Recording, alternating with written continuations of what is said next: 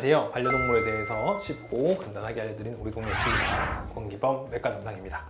오늘은 강아지들 처음 길러보시는 분들이 특히 이런 경우가 많을 것 같은데, 병원에 이제 놀라서 달려오시는 분들이 있는데 크게 놀라지 않고 정상일 수 있는 반응들에 대해서 한번 이야기를 해보려고 합니다. 크게 뭐 여러 가지가 되게 많긴 한데 크게 한 4가지 정도 한번 정리를 해봤고요. 첫 번째, 제일 많이 오시는 유형인데, 처음에 강아지 데리고 오신 지 얼마 안 됐고 집에서 잘 지내고 있는데 갑자기 입에서 피가 납니다 하고 데리고 오시는 경우가 있어요. 근데 사실 이런 경우는 물론 자기들끼리 놀다가 씹히거나 스치거나 다쳐서 오는 경우도 있지만, 제가 봤을 때 가장 흔한 경우는 유치가 빠져서입니다. 유치는 뭐 사람도 마찬가지지만 원래 새끼 때 나는 치아가 건데, 이게 시간이 지나가면 원래 빠지는 게 자연스러운 현상이에요.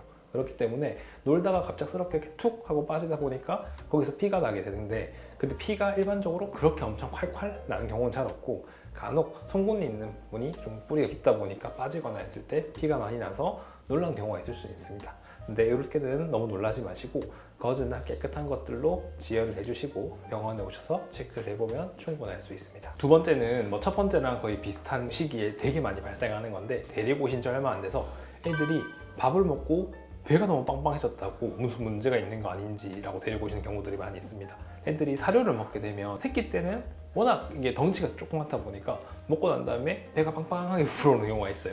대부분의 경우는 너무 사료를 과식을 했다든지 아니면 먹은 직후에 배가 좀 많이 부풀어 올라서 그렇게 보일 수는 있습니다.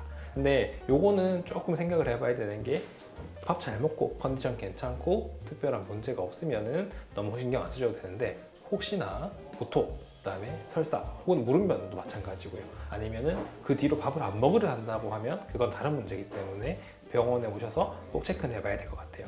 첫 번째 경우처럼 그냥 단순히 너무 많이 먹은 거는 시간 지나고 한숨 자고 일어나면 소화가 돼서 괜찮아지는 경우가 많다라고 생각하시면 좋을 것 같습니다. 세 번째는 두 번째랑 조금 반대의 경우가 될 건데, 1살 전후가 됐을 때 식욕이 많이 줄어드는 경우가 있어요. 예를 들어서 평상시에 100만큼 먹었는데 최근에 한 80, 90% 정도밖에 안 먹는 것 같다 라는 분들이 간혹 있을 수 있는데, 보통 1살 정도가 되면 강아지나 고양이 친구들은 성장이 거의 끝나게 돼요. 그러니까 사람으로 치면은 우리가 중고등학생 때는 굉장히 많이 먹잖아요. 학교 다닐 때 점심 식사 급식도 먹고, 근데 간식도 먹었는데 저녁도 먹고, 그다음에 독서실 갔다 저녁에 야식도 먹고 하는 것처럼 성장기일 때는 에너지 요구량이 굉장히 높아요. 그래서 그때는 아무래도 많이 먹게 되고, 실제로 새끼들이 먹는 사료 같은 경우는 칼로리도 높은 편이고, 그러다 보니까 되게 많이 먹다가 얘들이 성장이 끝나고 나면 조금씩 소화능력도 떨어질 수도 있고 먹는 양이 줄어들 수 있는 것처럼, 강아지나 고양이 친구들도 1살 전후에 조금 줄어들 수는 있어요. 그건 너무 걱정 안 하셔도 되는데, 체중이 5에서 10% 이상 빠진다. 예를 들어 5kg인 친구가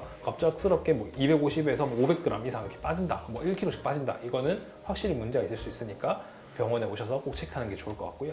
마찬가지로 구토나 설사 이런 것들이 이어지거나 식욕부진, 밥을 아예 안 먹는다, 혹은 활력이 떨어진다는 것들이 같이 보이면은 병원에 오셔서 체크하는 게 좋지 않을까 생각됩니다. 네 번째 해당하는 거는 간혹 이거는 많이들 물어보시는 것들 중에 하나인데, 중성화 수술을 했는데 마운팅 행위를 많이 한다라고 많이들 물어보세요. 이거는 제가 지난번에 중성화 편에서도 한번 설명을 드렸는데, 생식 기능이 없지만 생식 기능에만 마운팅이 있는 건 아니에요.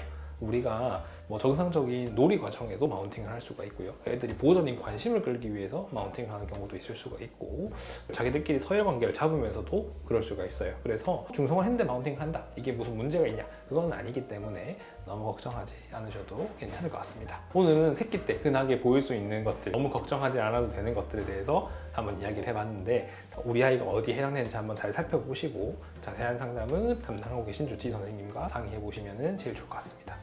오늘 내용이 도움이 되셨다면 좋아요와 구독 부탁드리겠습니다. 감사합니다.